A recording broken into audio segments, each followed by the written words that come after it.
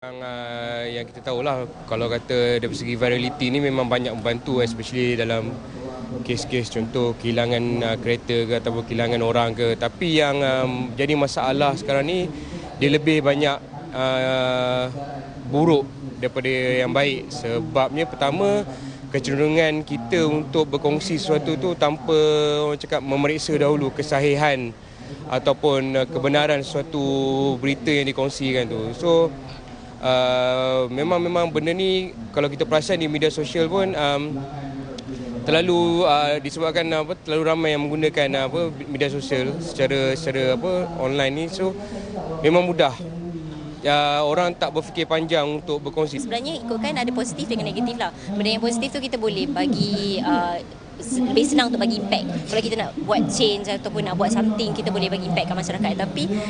Tapi negatif side macam nanti dia terima semua benda. So pandangan saya. Impact dia sangat teruk lah kan. Bukan kata huru-hara. Dari segi boleh katuk perut nasi orang pun boleh kan. So masyarakat sendiri lah kena terdidik benda viral ni first jangan hadam bulat-bulat kan. Kena dapat tu kena relax dulu betul-betul bertenang dulu, dapat kesahihan dulu apa semua. Lagi bagus jangan cepat melatah yang tu lah masyarakat sebenarnya benda ni. Kalau kita tengok dari Islam pun salah benda ni. Benda buruk ni selalu kita relax dulu bertenang, ada kaedah dia. Benda baik tak apa, go on lah. Benda buruk ni relax, ada proses dia kan. Jangan mudah-mudah sangat nak kena fikir implikasi keliling kat orang, individu ke apa kan, negara ke apa ke. Orang yang nak viralkan tu kita kena ingat juga, walaupun yang kita bawa cerita tu ataupun yang kita sampaikan cerita tu tak ada kena-mena dengan kita, yang bukan family kita, tapi kita kena ingat macam kita juga ada family, kita juga ada orang yang terdekat, kawan-kawan. So what if kalau benda tu jadi dekat orang-orang dekat yang kita pun tak suka kalau orang sebarkan benda-benda yang buruk pasal dia orang. So I hope that one day kita akan macam sedar, okay, lebih positif yang macam ke arah yang okay, kalau benda yang tak elok jangan, benda yang elok yes, kita meriahkan lagi, kita banyakkan lagi. Okey, rupanya ada virus yang lebih bahaya daripada Zika. Betul. Jadi bila kita lihat tentang isu penyebaran sesuatu cerita, kita tak boleh nak sebut berita sebab ada kalanya ia bukan perkara yang sah, yang betul ya. Jadi penyebaran satu cerita ni seolah-olah dah jadi satu trend berjangkit, semua orang dia kena tekan juga putang share tu. Tak tahu, adakah satu rasa kesunyian ke apa untuk mendapatkan perhatian daripada orang? Kita tak tahu. Kita sebenarnya juga di studio pagi ini sempat berbicara dengan salah seorang kolumnis Sinar Harian, Encik Muhammad Mat Yakin yang sudi bersama kami pagi Ahad ni. Kita satu yang saya perhatikan Encik Mat Yakin, satu budaya bila mana kemalasan untuk berfikir mengesahkan berita itu atau tidak. Dia sebenarnya dari satu segi kita melihat pada perkembangan teknologi, dia sangat memudahkan. Okey. Dengan hanya satu sentuh saja. Kalau dulu kita tekan, sekarang tekan pun tak perlu dah. Sentuh saja dia akan merebak ke satu dunia dalam masa beberapa saat saja. Jadi dari satu sudut pula kita melihat ini, kalaulah kata kita sendiri tidak ada saringan, kita penjagaan, pengawalan dari segi tindak tanduk tingkah laku kita, dia juga bukan saja memudahkan orang berkongsi maklumat, dalam kata lain dia memudahkan kita buat dosa pun. Ya, okey. Baik. Dan Cik Mat sendiri sebagai seorang kolumnis di Sinar Harian, mungkin Cik Mat juga memerhatikan trend ataupun kecenderungan tertentu pada masa-masa tertentu. Apa mungkin cerita-cerita ataupun jenis-jenis cerita yang paling cepat tersebar? Okey, kalau nak dikatakan cerita ni, dia banyak benda lah kan, banyak benda. Dia soalnya dari segi nombor satunya orang kita ni kan suka pada benda-benda yang negatif. Okey. Yang sensasi, ada elemen sensasi, ada yang, dan sedangkan benda-benda macam tu kalau kata kita sebarkan, dia boleh mendatangkan musibah kepada orang lain, memberi kesan yang kadang-kadang kita tak terjangka, tak terfikir pun. Okey. Masalah. Politik, gosip artis, apa lagi, bencana, kemalangan, video-video pelik, budak-budak hilang. Yang mana satu? Yang mana satu agaknya yang mungkin ada nombor satunya politik lah. Politik. Masih lagi Okey. Kalau saya boleh katakan beginilah, dari segi soal kita berkongsi maklumat ni, kalau dulu dia lebih tertumpu pada pengamal media, wartawan, saya sendiri sebagai wartawan Jadi kita nampak dia punya kesan ataupun dari segi tindak tanduk kita tu lebih tertumpu pada wartawan. Tapi sekarang dalam era teknologi ICT sekarang ni, yang mana kita kenali ada satu kelompok yang dipanggil citizen journalist. Yang dia orang ni tak bergaji, tidak ada apa-apa kepentingan dari segi profesional, tapi dengan mudah juga kadang tu bukan setakat dia share. Yang share itu satu perkara, tapi orang yang mencetuskan tu kadang-kadang dia create, dia menyebarkan sesuatu maklumat tu dia sendiri yang tulis. Mungkin daripada persepsi dia sendiri, daripada pandangan dia sendiri, spekulasi yang dia sendiri buat, tanggapan yang dia sendiri buat, dia tulis berdasarkan apa yang dia rasa dia tahu, sebenarnya dia tak tahu pun. Dia contohnya macam lokasi-lokasi panas serangan Daesh di Kuala Lumpur yang didakwa kononnya dikeluarkan oleh PDRM, tapi PDRM tak keluarkan. Dia kadang kalau benda-benda macam ni, dia dirangsang oleh dalaman lah. Kita boleh kata masalah dalaman dia sendiri. Dia nak jadi pendahulu. Dia nak orang sekarang ni tambah pula kita faham, contohnya macam kita kata di Facebook tu, dia akan ada follower, dia akan berbangga dengan follower yang ramai, dengan like yang ramai, share yang banyak, dia akan rasa dia boleh glamour lah dengan cara yang macam tu kan. Jadi dia nak awal lah. Dalam kegerahan tu ya Cik Moh, ada yang contoh terbaik baru-baru masuk Olimpik Rio, sebaik saja Datuk Lee Chong Wei menamatkan perlawanan, surat daripada Lindan ke Chong Wei. Secara logiknya bila manalah Lindan tu nak ambil masa. Cumanya saya ramai pula terhibur lah. Saya baca tu terhibur jugalah kelakar ceritanya. Saya lebih terhibur bila tengok komen Datuk Chong Wei bila dia balik. You ingat kita cinta kah? Betul. Boleh mau tulis-tulis surat, you ingat kita cinta kan? Itu sebenarnya satu benda yang memanglah orang yang ni saya dipahamkan, wallahualam betul tak betul. Dia katanya daripada wartawan dari China yang buat kan. Jadi mungkin dia nakkan perhatian kan. Jadi dia create daripada pandangan dia sendiri, seolah-olah dia orang ni berkawan baik, padahal kita faham dia orang ni bermusuhan di gelanggang. Kalau berkawan pun saya rasa tidaklah sampai semesra itu kan, sebab dia bila kata musuh jugalah kan.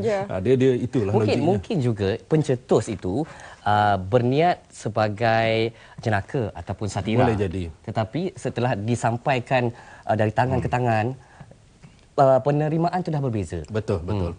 Satu perkara yang saya terfikir ni, kita dapat tengok dalam senario dari masa ke masa dalam masyarakat kita ni, orang mudah memviralkan kalau dia sendiri berasa tak puas hati di kaunter-kaunter kerajaan. Misalnya kata bila dia pergi itu, orang tengah beratur, dia nampak ada staf yang bercakap, dia orang tu mungkin berbincang, berurusan atau dia kata dia orang ni tak buat kerja, sedangkan orang beratur, orang queue banyak kan. Contohnya macam satu lagi, bila kata kes yang biasa berlaku, dia kena tegur dengan staf tu. Panggil banyak kali, dia lambat datang. Mungkin masa dia lambat datang sebab dia ni mungkin ahli dalam media sosial, dia sedang update location ke apa kan, jadi dia lambat pergi ke kaunter. Jadi mungkinlah respon manusia biasa kan, dia kata encik saya panggil banyak kali, dia tegur. Jadi dia dah terasa pada muka kau aku ambil gambar kau ni. Aku viral kan. Okey. Kalau kita tengok dari segi satu keadaannya, orang tu bercakap dengan dia sangat private. Orang kaunter sebelah-menyebelah pun tak dengar pun, orang masing-masing sibuk. Tapi okey, antara dia orang saja tahu. Saya rasa yang paling munasabah kalau untuk dia nak balas rasa tak puas hati dia tu, dia boleh kata baliklah. Selesai di situlah kan. Tapi kesannya kalaulah kata dia ambil gambar tu, dia viral, orang di Afrika pun boleh tengok tu. Di Alaska pun boleh tengok. St. Petersburg pun boleh tengok. Dia sebenarnya membuka pekungnya sendiri. Yes. Tanpa disedari. Itu saya setuju sangat. Saya sangat setuju. Dalam jangka panjang, apakah impaknya kepada kerangka minda ataupun mindset orang kita ni begitu cepat berkongsi macam isu Paralimpik dengan YB-KJ, diasak dengan soalan bertalu-talu sehingga YB terpaksa membetulkan balik ini cerita lama, ini cerita. Tapi dalam itu beliau tetap positif, terima kasih kerana perhatian pada atlet Paralimpik kami. Itu dia memerlukan satu keupayaan komunikasi yang luar biasa pada seorang ahli politik lah. Dan kita faham ada juga orang politik yang melenting, malah orang politik yang mencetuskan viral ni pun ada. Kan saya sendiri pun pernah menegur seorang wakil rakyat yang menyiarkan, memaparkan di FB dia gambar dia di belakang, dia minta orang lain ambil gambar dengan satu turis lah, pelancong wanita dari luar yang berpakaian sangat seksi. Dia seorang ahli parlimen. bekas exco. Okey. Kan? Jadi saya tegur dia saya kata, Datuk, tak sesuai untuk Datuk. Nah, ini bukan cerita viral lah, tapi dia mungkin dia ada motif dia sendiri kan. Tapi mungkin lepas tu jadi viral sebab orang dah tahu. Yes, tambah pula dia bila politik dia ada musuh dia sendiri. Ya. Kan orang yang sentiasa perhati dengan bila orang perhati, orang follow ni niat dia macam-macam lah, ada untuk kan orang share kan. Jadi bila saya tegur tu dia balas balik di wall tu juga, dia kata takkan nak nak bersantai ke apa, lebih kurang macam tu lah dia kata. Dia nak release tension. Dia kata nak release tension pun tak boleh. Saya kata Datuk, Kalau begitulah cara dia untuk release tension, kita boleh baca lah siapa dia sebenarnya. Dan ada juga dan baru ni pun dia jadi kontroversi lah. Okey. Dan memang dia ni ahli media sosial. Saya kata kalau tadi kalau sebut kata tentang YBKJ, saya kata ini memang satu dia cara dia handle tu sangat bijaksana lah kita kata kan. Tapi ada juga ahli politik yang sangat lemah dan mendedahkan diri dia sendiri kepada persepsi yang buruk macam ni. Dan ada juga pihak-pihak lain termasuk juga dengan ahli perniagaan yang mengambil kesempatan tentang ledakan media sosial ini dengan mencipta kontroversi sendiri. Yes. Ya, ada kononnya laporan polis dibuat tentang dakwaan tertentu tentang produk mereka dan tersebar luas dan akhirnya kantoi. Rupanya itu adalah strategi pemasaran mereka. Ya. Dia orang macam ni, dia ada satu pandangan, dia kata tidak ada halangan, yang ada hanya peluang. Pada saya macam itulah. Dengan dia create masalah-masalah begini dan dengan itu benda ni akan dapat publicity percuma, kan dia sekarang ni cara macam-macam strategi lah orang. Cik Mahmud, bila dilihat reaksi anak-anak muda sekarang ni yang tidak berapa arif dengan politik tetapi juga ingin terlibat kerana mahukan suara mereka didengar, bila dihantar gambar-gambar Perdana Menteri yang diajukan dengan pelbagai cara, dan bila dia ambil tindakan, mereka kata ini free country, tak boleh bersuara, tak boleh buat jenaka. Apakah perundangan kita perlu lebih tegas bila mana sesuatu yang memalukan itu diviralkan? Saya rasa begini, kita bercakap soal perundangan ni, satu perundangan ni adalah ciptaan manusia. Kan kita kata begitu. Apa yang penting kita bercakap dalam konteks kita majoriti sebagai orang Islam ni adalah dalaman. Hukum, hakam ataupun perundangan dalaman itu lebih penting. Sebab apa? Soal kalau kata kita melihat dalam hukum Islam sendiri pun dia ada konsep tabayun. Tabayun ni yang berarti untuk kita nak menyebarkan sesuatu perkara, sesuatu maklumat tu, kita perlu teliti kesahihannya. Sebab dari satu segi, benda ni dia ada kaedah dia panggil mengumpat. Kan? Mengumpat ni adalah perkara yang benar yang diceritakan mengenai seseorang tetapi orang tu tak suka. Kan? Pada kita kalau kita cerita perkara yang benar, kita rasa tak salah. Sedangkan kalau orang tu tak suka, dia tetap dia mengumpat. Dan mengumpat ni kita fahamlah hukum dia dalam Islam. Seumpama memakan daging saudara sendiri. Sanggup ke tidak? Okey. Yang kedua dia ada buhtan. Dia panggil buhtan ni macam kita mengada-ngada. Macam yang saya sebutkan tadi, bila kata dia buat dialog. Contohnya pada orang politik yang dia tak suka, yang mengaibkan. Itu dah mengada-ngada. Jauh lebih berat hukuman dia. Jadi masalah ini saya rasa kita lebih memerlukan undang-undang dalaman untuk kita sedia. Kita Tadi Zaliha sebut tentang free country, negara bebas, kebebasan bersuara dan Sinar Harian sendiri dikenali dengan pendiriannya yang terbuka. InsyaAllah. Tanpa kecenderungan. InsyaAllah.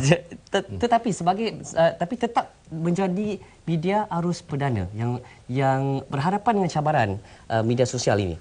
Dia sebenarnya macam ni lah. Kalau nak bercerita tentang Sinar Harian, saya boleh katakan dia sebenarnya nak jadi neutral.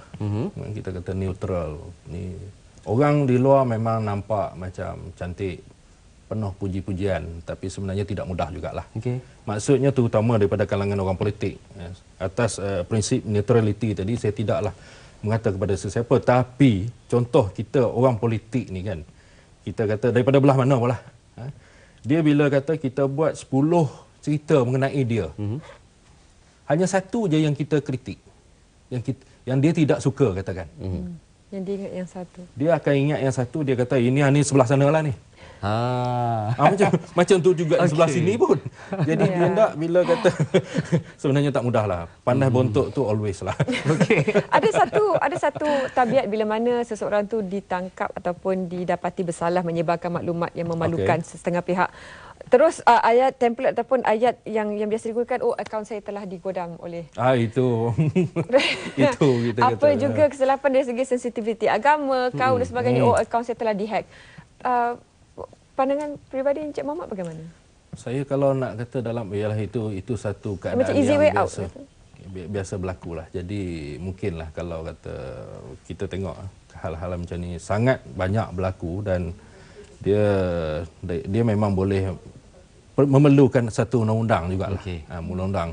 Bila kata alasan-alasan akaun kena godam itu tentulah ada cara dari segi teknikal dan teknologinya macam mana kita nak mengesan benar ataupun tidak kan. Jadi saya rasa itu dan itu juga kena jaga-jagalah.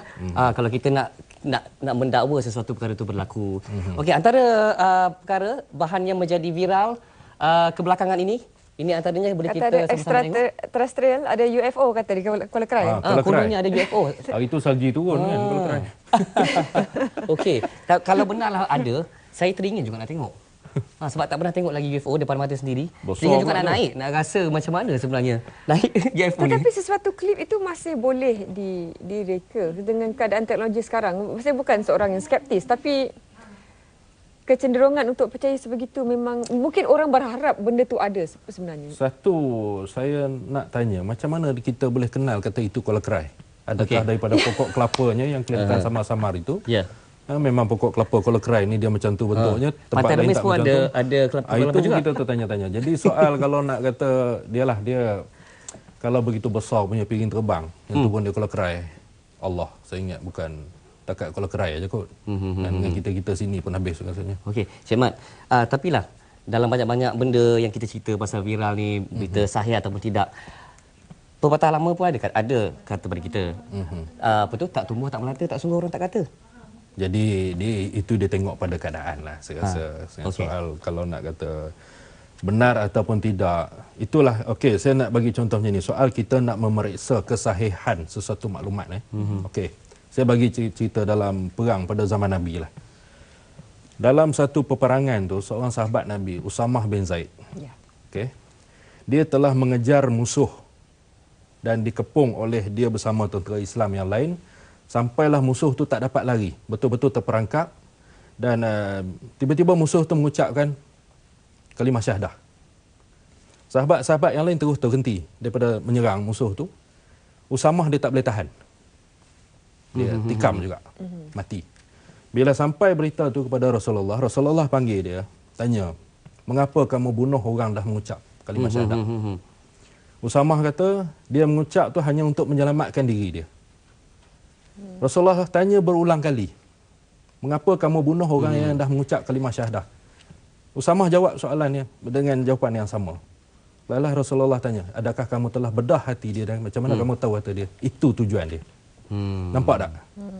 Soalnya, bila kata kita nak memeriksa kesahihan tu, jangan kita sendiri menghukum menghukum. Jadi mendalam tu. Ini satu contoh apa yang sebenarnya ada. Macam mana yang kita perlu lakukan apabila kita dapat sesuatu maklumat. Sekali Cik Mohamad, bagi pihak media dengan nama segah begini, bila ada skop ataupun maklumat dari orang awam hantarkan secara Facebook ataupun secara media sosial apa sekalipun, apa cara saringan untuk memastikan sebelum sama ada itu betul-betul berbaloi untuk jadikan bahan berita atau tidak? Dia yang satunya macam kita di sini harian, kita ada wartawan tempatan. Misalnya kata kalaulah sesuatu kejadian itu berlaku jauh daripada kita punya pejabat kita lah, kita akan minta disiasat turun sampai ke puncanya untuk kita nak tengok pada apa yang sebenarnya berlaku di situ. Dan kita tak boleh terus war-war kan kata ini benda ni benar-benar berlaku. Ini soal kena selidik dulu. Nak tulis kami minta maaf di headline tu. Sebab apa kita jadi wartawan ni kan. Saya rasa semua kita fahamlah orang dalam media ni.